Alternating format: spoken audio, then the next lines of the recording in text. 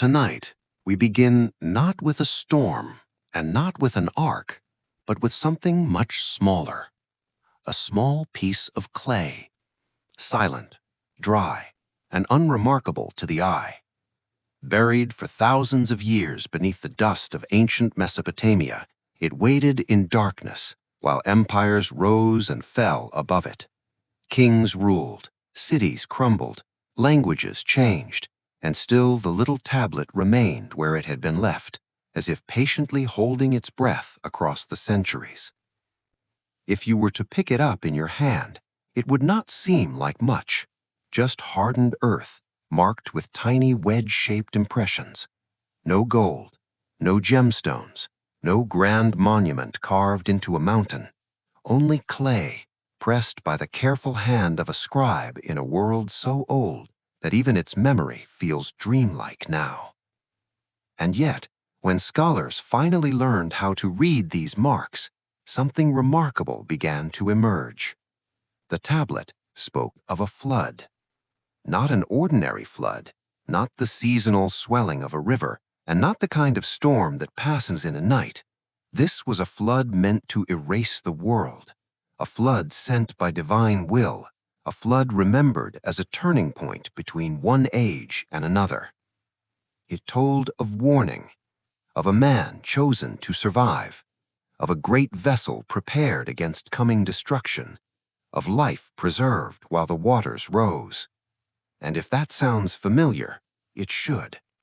Because for many people, one of the most well-known flood stories in human history is the story of Noah, a righteous man, a divine warning, an ark, animals gathered 2 by 2, rain over a broken world, birds released over endless water, a sacrifice offered when dry land finally returned. It is a story that has echoed through centuries of religious tradition, art, poetry, memory, and belief. But tonight, we are going to move slowly backward beyond medieval paintings of the Ark, backward beyond the manuscripts of late antiquity, backward beyond the writing of Genesis as we know it, backward into the older world of Babylonian storytellers, temple archives, river cities, and scribes pressing signs into wet clay. And there, in that older world, we find something unexpected. We find that the flood story may have lived many lives before it became the story of Noah. We find names that most people no longer recognize: Ziusudra, Atrahasis, Utnapishtim. We find ancient voices telling of divine anger, survival, boats, birds, and the fragile continuity of life after disaster. This does not mean that every version is the same. It does not mean that one story can be reduced neatly into another. Ancient stories are not stones copied into identical shapes. They move more like rivers. They branch, merge, disappear beneath the earth, and emerge again in altered forms. They carry old memories into new languages. They pass through the minds of priests, poets, merchants, captives, and scribes, and along the way, they change. So, tonight, rather than trying to argue too quickly, we will simply listen. We will listen to the clay tablets of ancient Mesopotamia. We will listen to the world that produced them, a world of rivers, mud brick cities, temple libraries, and skies that could nourish life one season and destroy it the next. And we will ask a quiet question. When people told the story of Noah, were they also inheriting something far older?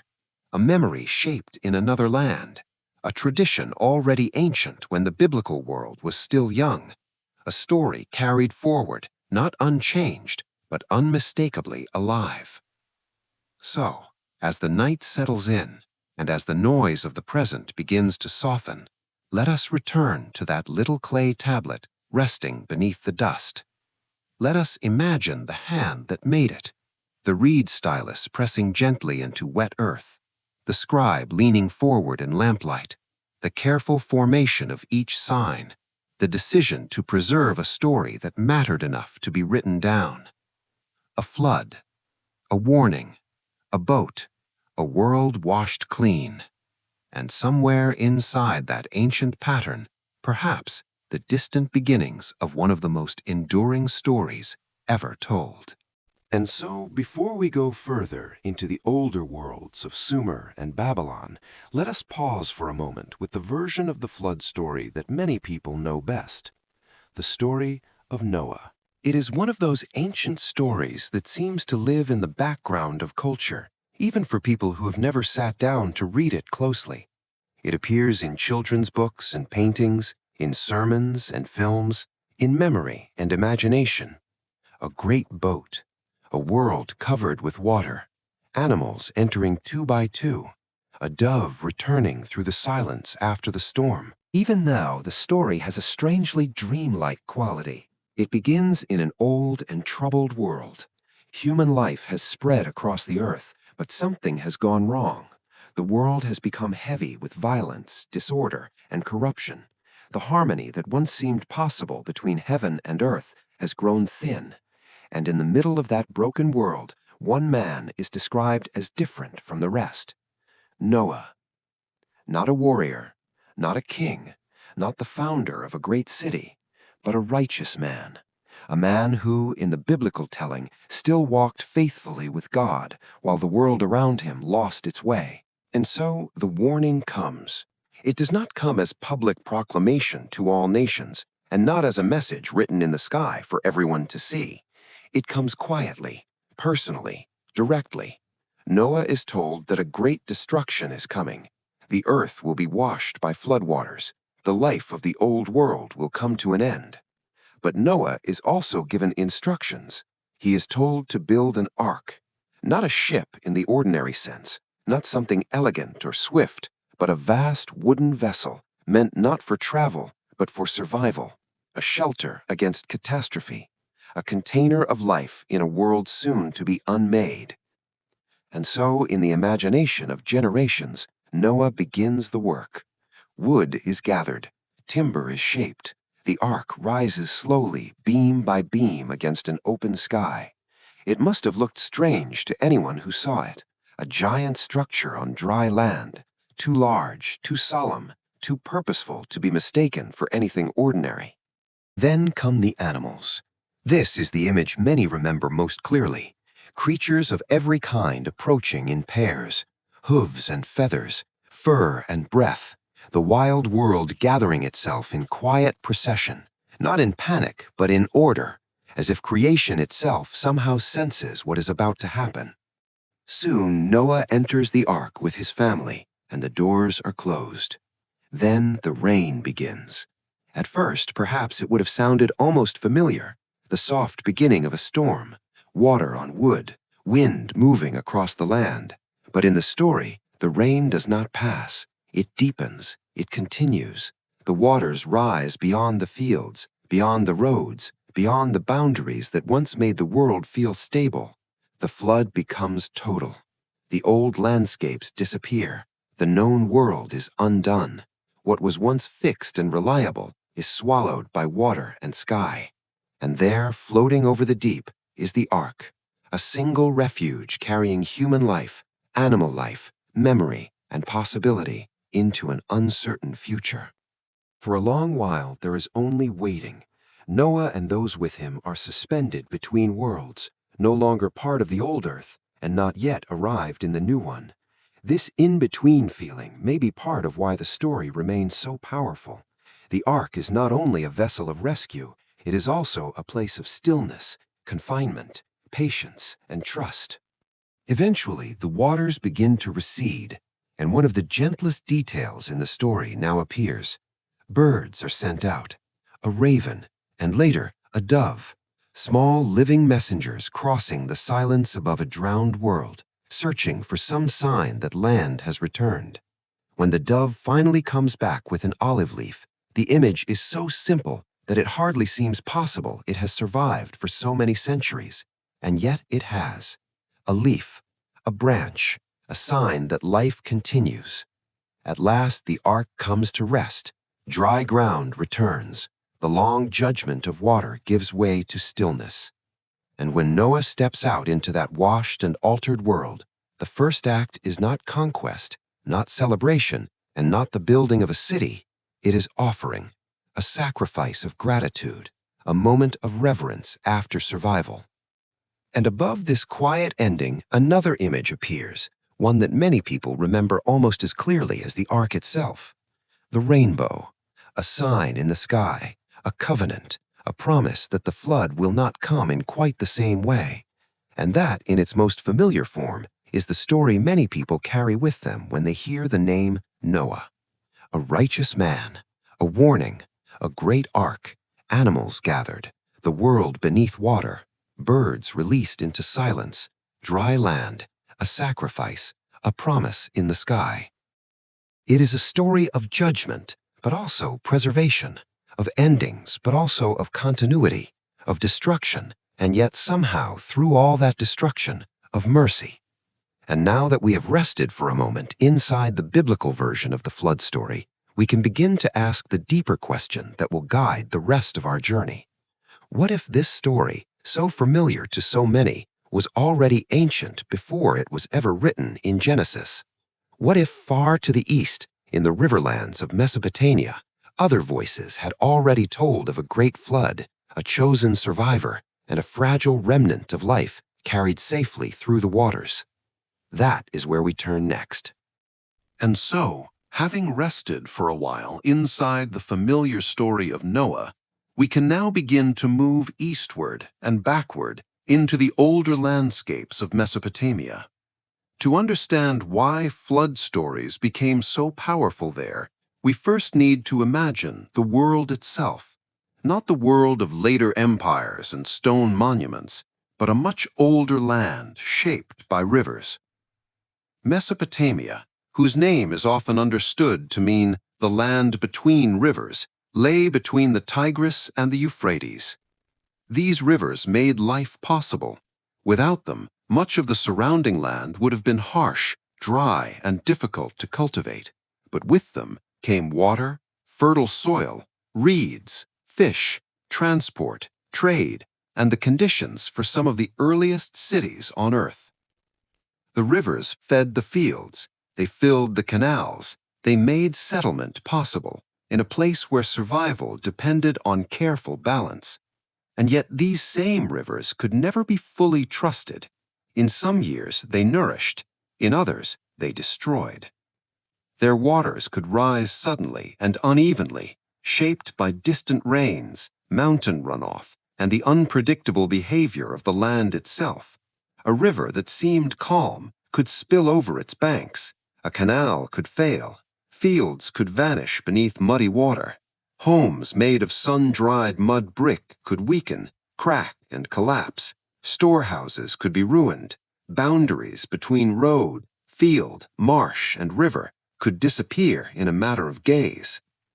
For people living in such a world, flood was not an abstract symbol. It was a lived possibility. It was not difficult to imagine the waters rising too far. Not difficult to imagine a season when the river refused to remain in its place, and not difficult over generations for that memory of flooding to grow larger in the human mind, from local disaster into sacred story, from seasonal danger into mythic destruction. This is one reason the flood stories of Mesopotamia feel so deeply rooted in the landscape. They do not emerge from a people who feared water from a distance. They emerge from a civilization built beside it. The earliest cities of southern Mesopotamia were low, flat, and exposed.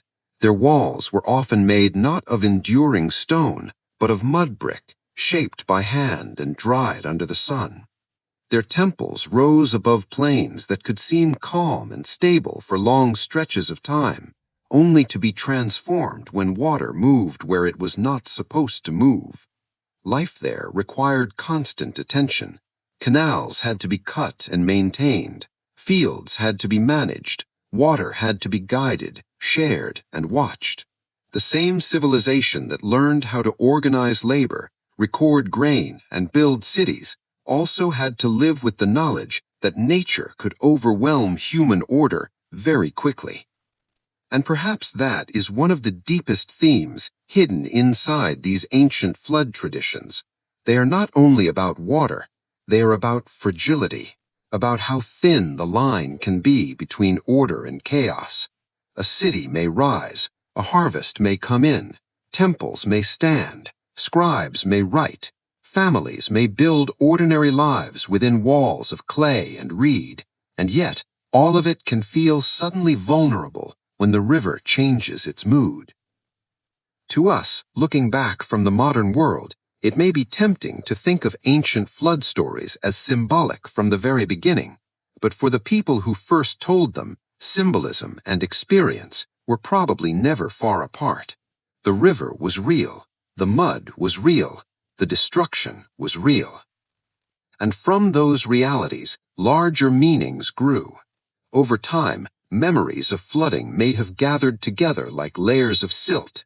One generation remembers a ruined field, another remembers a drowned village, another remembers a year when the waters came higher than anyone had seen before. And after many generations, memory is no longer only memory, it becomes story.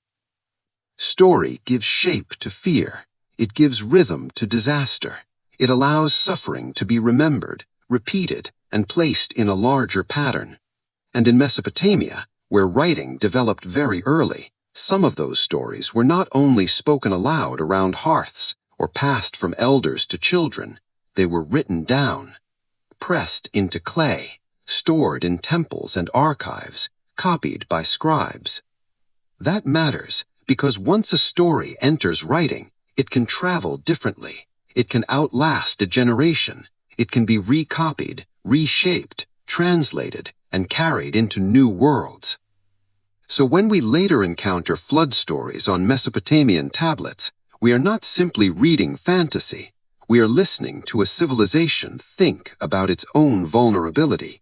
We are hearing how ancient people in riverlands tried to understand survival, divine power, destruction, and renewal. Why does the flood come? Why is one person spared? Why is life preserved at all? What remains when the waters recede?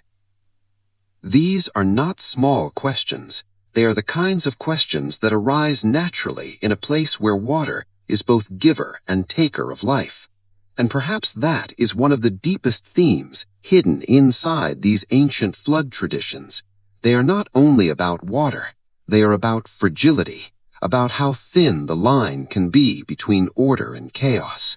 A city may rise, a harvest may come in, temples may stand, scribes may write, families may build ordinary lives within walls of clay and reed, and yet all of it can feel suddenly vulnerable when the river changes its mood. To us, looking back from the modern world, it may be tempting to think of ancient flood stories as symbolic from the very beginning, but for the people who first told them, symbolism and experience were probably never far apart.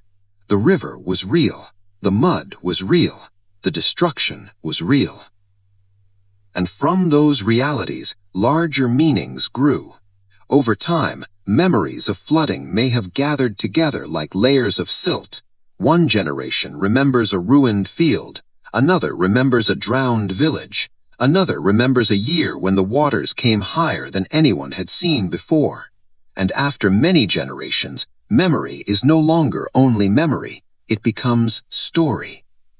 Story gives shape to fear, it gives rhythm to disaster, it allows suffering to be remembered, repeated, and placed in a larger pattern.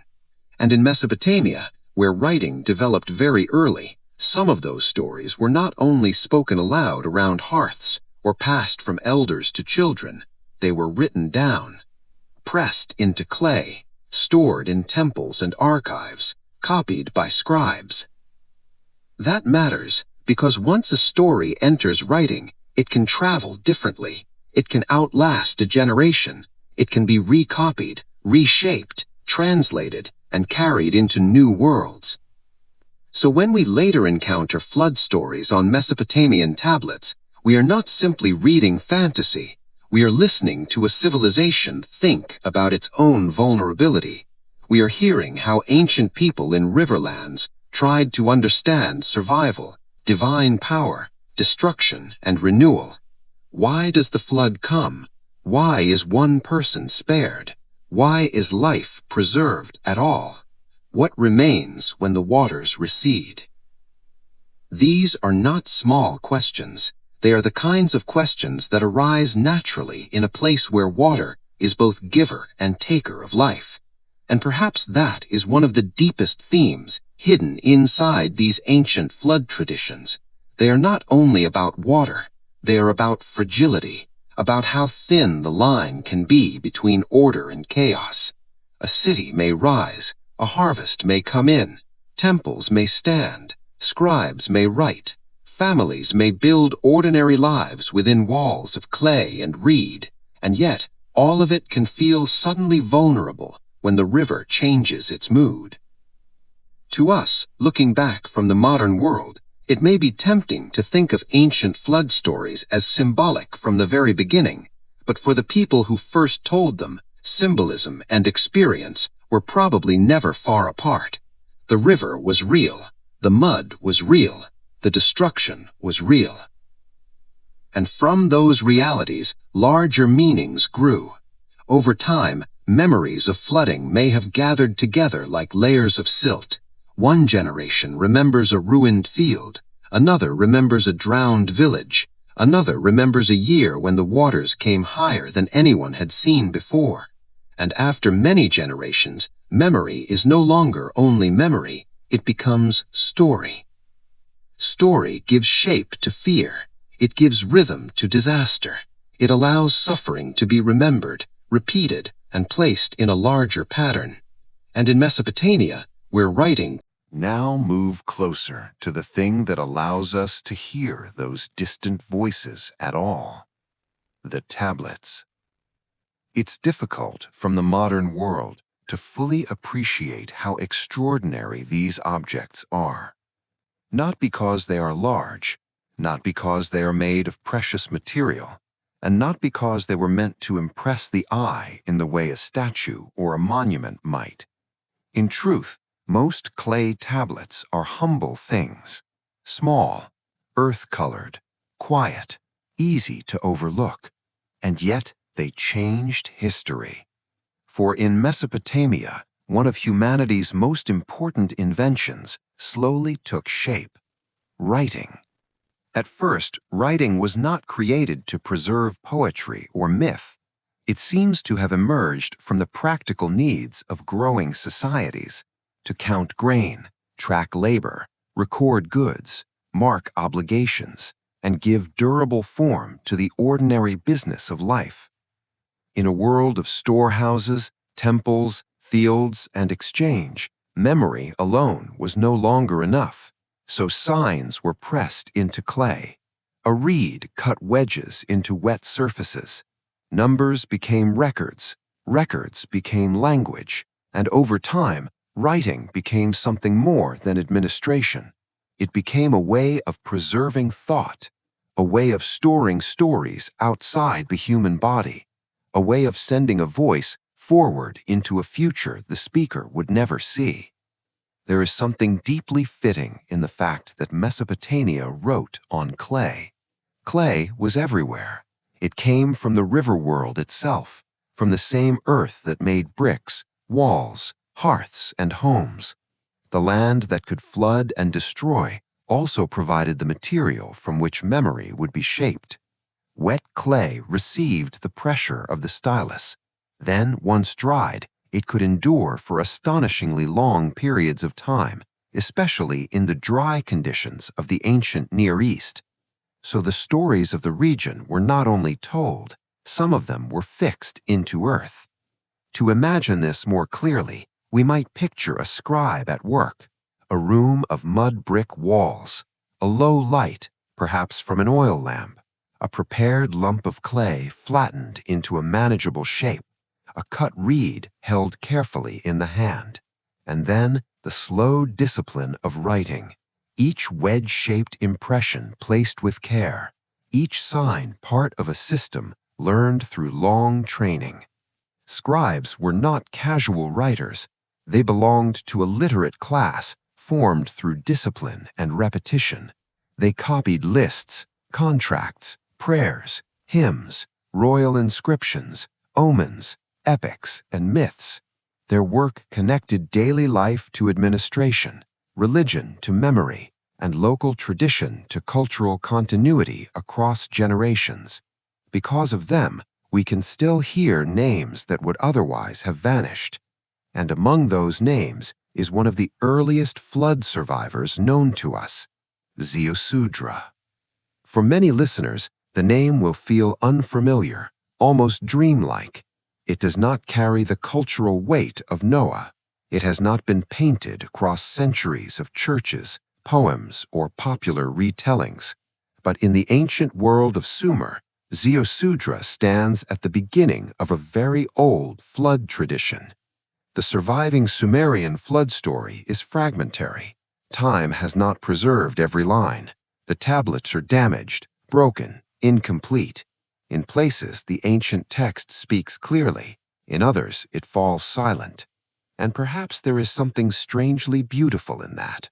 We do not receive the oldest flood story as a perfect book, but as a partial voice rising from broken clay. Even so, enough remains for us to recognize its importance. There's a divine decision, there's a flood, there's a chosen human figure, there's survival, and there is a world that must continue after catastrophe. In the Sumerian tradition, Ziusudra appears as a king, or at least as a figure of special importance associated with wisdom, piety, and preservation. He is not merely someone who happens to survive. He is someone set apart within the pattern of the story, just as Noah will later be set apart in Genesis. Already we can feel the shape becoming familiar. A human world under threat, a warning, a chosen survivor, a passage through overwhelming waters, a preservation of life into a new age. Of course, the details are not identical. They never are. Ancient stories are reshaped each time they are told, copied, translated, and given new purpose. The Sumerian flood tradition belongs to its own religious and cultural world, with its own gods, symbols, and assumptions. It is not simply Genesis in an earlier form, but neither is it unrelated. It shows us that long before the biblical story of Noah was written in the form we know it, the ancient peoples of Mesopotamia were already telling stories about a great flood and a specially chosen survivor. And because these stories were written down, even in damaged and partial form, they allow us to see something very important. The flood story was not born all at once. It had a history. It had earlier forms. It moved through time. This is one of the most powerful things the tablets reveal. They do not merely give us an alternative story. They give us depth. They let us see beneath the surface of the more familiar tradition and glimpse the older riverbed through which the story once flowed. And that older riverbed is written in clay. There is also something worth lingering over in the fragmentary nature of these texts. Modern readers want complete certainty, a clean line from one story to another, a final answer, a perfect chain of evidence. But the ancient world rarely survives in such neat forms. What we have instead are pieces, broken edges, missing lines, texts copied centuries after their earliest composition, stories preserved not in pristine originals, but in layers of transmission. And yet those fragments are enough to tell us that the memory of the flood was already old in Mesopotamia, old enough to be copied, old enough to matter, old enough to survive in more than one version. This brings us to a deeper insight. When we read an ancient flood tablet, we are not simply encountering one author's imagination. We are encountering a tradition already in motion. By the time a scribe pressed those signs into clay, the story may already have been carried through generations of telling and retelling. That is why the flood survivor has more than one name in the ancient Near East. Ziusudra in one tradition, Atrahasis in another, Utnapishtim in another still. Different voices, different literary settings, different theological meanings, but each preserving some version of the same deep pattern. And now, having met the scribes and the clay that carried these memories forward, and having heard the oldest surviving name of the flood survivor, we are ready to take the next step, because the story does not stop with Ziusudra. It continues, it grows more detailed, it appears again in Akkadian tradition, and later in the Epic of Gilgamesh, where the flood story is retold with remarkable richness and power. As centuries pass, the old flood memory does not disappear. Instead, it gathers detail, it deepens, it finds new expression in the great literary traditions of Akkadian Mesopotamia. And it is here that we encounter another name, Atrahasis. The name is often understood to mean something like exceedingly wise. That alone is worth pausing over. For in these ancient flood traditions, the survivor is not simply lucky. He is often set apart in some way, wise, favored, warned, preserved. Just as Noah will later appear as a righteous man singled out in a corrupt world, so too the Mesopotamian flood survivor stands apart from the ordinary pattern of destruction.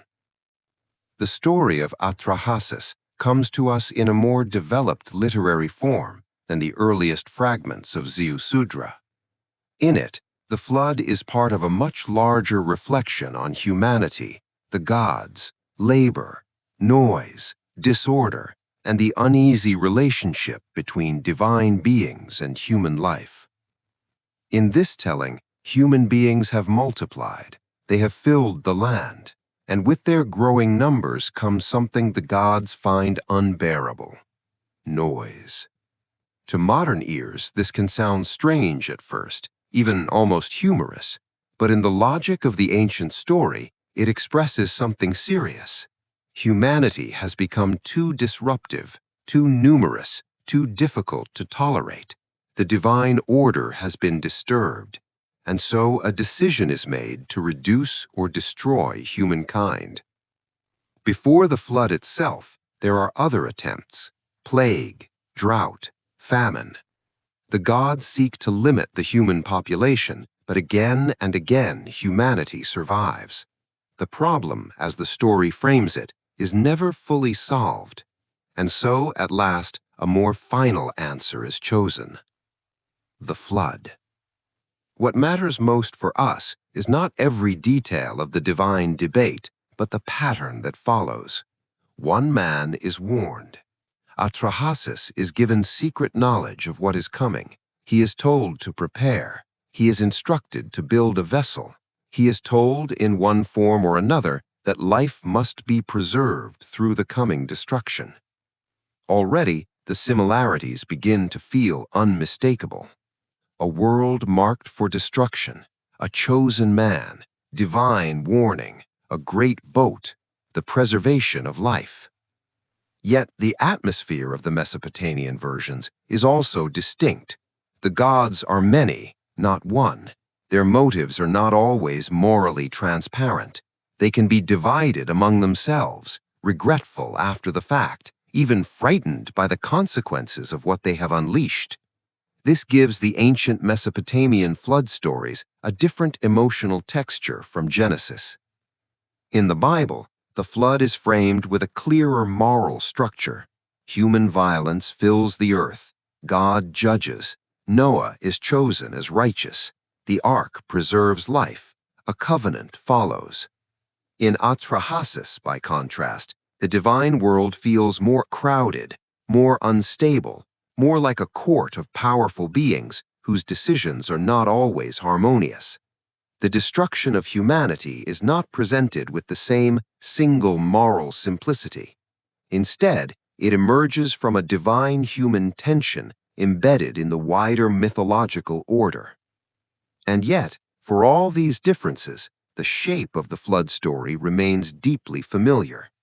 The storm comes, the waters rise, the world is overwhelmed. Human life, once widespread, is reduced almost to nothing, and one vessel carries the fragile remnant of life across the waters. There is something very moving in the way these stories imagine survival. Not triumph, but survival. A small, protected space drifting in the middle of overwhelming destruction. A boundary of wood between life and death. A human being holding on to the possibility that the world may continue on the far side of catastrophe. As the story tradition continues, the flood appears again in one of the best-known works of ancient Mesopotamian literature, the Epic of Gilgamesh. Here, the flood story is placed inside another story, like a memory preserved within an epic. Gilgamesh, king of Uruk, has gone searching for something no human being can keep forever: escape from death. After the death of his friend Enkidu, he becomes painfully aware of his own mortality. In his grief and fear, he journeys far beyond the familiar world, seeking the one man said to have crossed the boundary that all others must face. That man is Utnapishtim, and it is Utnapishtim who tells the flood story. There is something almost dreamlike in this structure. A grieving king travels to the edge of the world to speak with an ancient survivor, and in that distant place, he hears of a time when the gods once decided to wipe humankind away with water. In Utnapishtim, we meet another version of the same deep figure, but someone clearly related to them in story pattern and function. Again, the warning is given in advance. Again, a boat must be built. Again, life must be preserved. Again, the flood descends with world-destroying force. And here, in the Gilgamesh version, some of the parallels with the later biblical story become especially striking. After the storm, birds are sent out. A dove, a swallow, a raven. They go searching for dry land beyond the waters. This detail has fascinated readers for generations, and it is not difficult to see why. It feels so close to the world of Noah that it almost seems to lean across time and touch it. There's more. When Utnapishtim leaves the boat, he offers a sacrifice. The gods gather around the offering. Again, we find a moment that resonates strongly with the biblical pattern: survival followed by sacrifice, catastrophe followed by ritual acknowledgement, destruction followed by the fragile beginning of continuity. And yet once more, the differences remain meaningful. In the Gilgamesh flood, the gods themselves are shaken by what has happened. They seem at moments almost overwhelmed by the scale of the destruction they have caused. This is not the calm sovereignty of Genesis. It is a more mythological and dramatic divine world, powerful, yes, but also emotionally reactive, divided and unpredictable. These differences matter because they prevent us from making the story too flat. The Mesopotamian flood accounts are not simply rough drafts of Noah. They are their own stories. They belong to their own civilizations, their own temples, their own rituals, their own theological assumptions. They ask their own questions and express their own vision of the relationship between heaven and earth. But at the same time, they preserve a narrative structure so close to the later biblical flood story that it becomes very difficult to treat the resemblance as accidental. The preservation of life, the overwhelming waters, birds leased out, a sacrifice after the flood, a beginning of a new age. The more slowly we sit with these details, the more remarkable they become. It is not simply that there are flood stories in many cultures. That alone would not be especially surprising. Flood is a common human experience. Many peoples have remembered great waters. What is striking here is the closeness of pattern within a connected region of the ancient Near East. These are not remote traditions with no contact.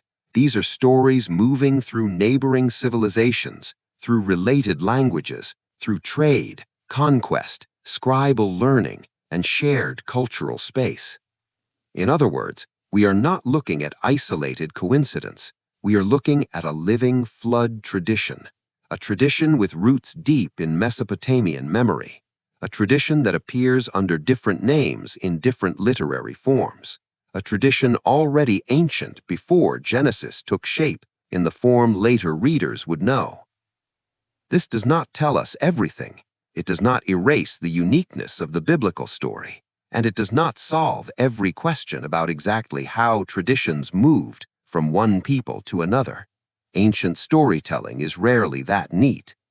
But it does make one thing very difficult to ignore. Before Noah, there was already a flood survivor in the literature of Mesopotamia. Before the dove of Genesis, birds were already being sent out over ancient waters. Before the sacrifice after the ark, an offering was already rising from the far side of catastrophe.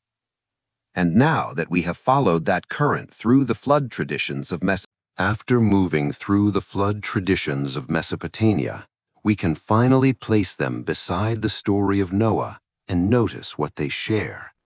The pattern is striking.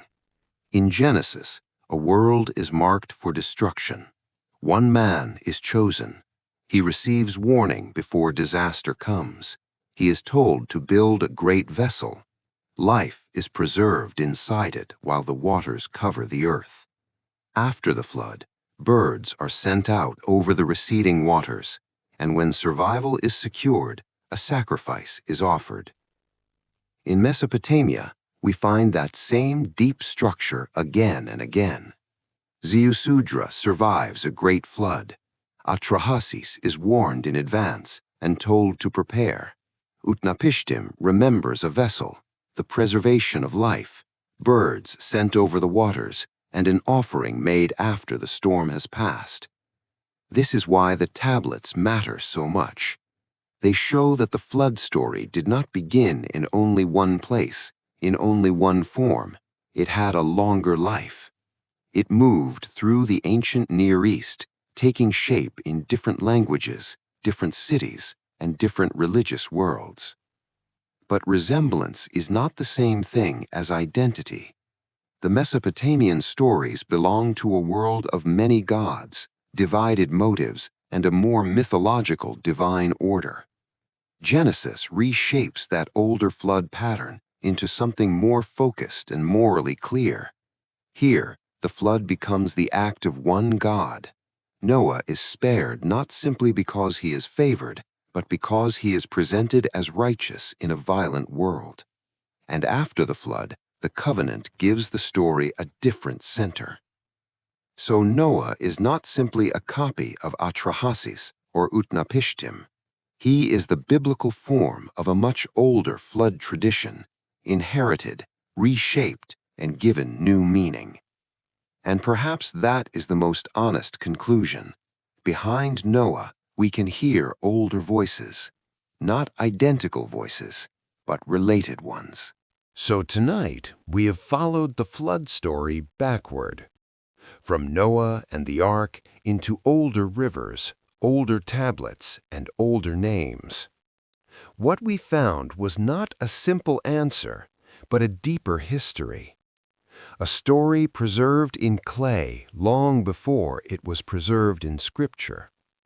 A memory shaped by riverlands where water could give life and just as easily take it away. Perhaps that is why the flood story has endured for so long, because beneath all its versions, it speaks to something deeply human, the fragility of the world, the fear of destruction, and the hope that something may survive. The Mesopotamian tablets do not erase the story of Noah, they deepen it. They remind us that the biblical flood belongs to a tradition older than itself, one carried through memory, writing, and belief across many centuries. And as the ancient world grows quiet again, we can leave the story there, not fully solved, not reduced to one explanation, but resting somewhere between history and myth, between memory and meaning, and between the rivers of Mesopotamia and the pages of Genesis.